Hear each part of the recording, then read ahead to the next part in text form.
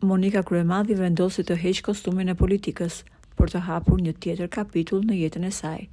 Tashmë ajo ka marrë rolin e opinionistes në një format televiziv.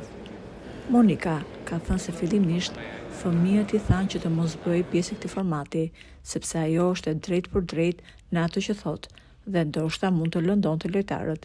Megjithatë, ajo ka vendosur për të patur një përvojë tjetër përveç përvojës si politikane. Që në fillim të spektaklit, Monika u ndje e mallëngjyer kur bashkëshorti ja kujtoi një konkurrent, Ilir Vrenosi. Monika tha: "Ty Ilir nuk do ta them asnjëherë emrin, se ky emër më lidh ngushtësisht me ish-burrin tim, prandaj do të drejtohem gjithmonë me mbiemrin Vrenosi." Një detaj tjetër është zbuluar për Monikën nga mediat. 2 vite më parë ajo kishte deklaruar se Top Channel i ka prishur imazhin duke thënë të pavërteta për të, dhe për këtë fakt ajo e ka çuar televizionin në gjyq.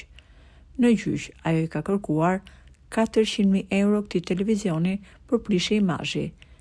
Teksa procesi gjyqësor e vijonin, Monika Kryemadhi ka marrë kërkesën për të qenë pjesë e bigut si opinioniste.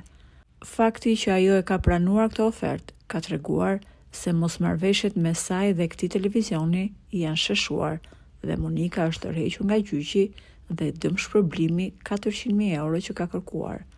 Për më tepër, ajo tha se politika e ka vënë në disa korniza ku nuk ka qenë vetvetja, por tani këto gjëra i takojnë të shkuarës.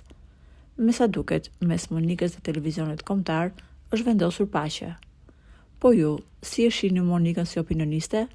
Është një zgjedhje e mirë për këtë format apo jo? Për më shumë, mund të lini mendimin tuaj në komentet poshtë videos.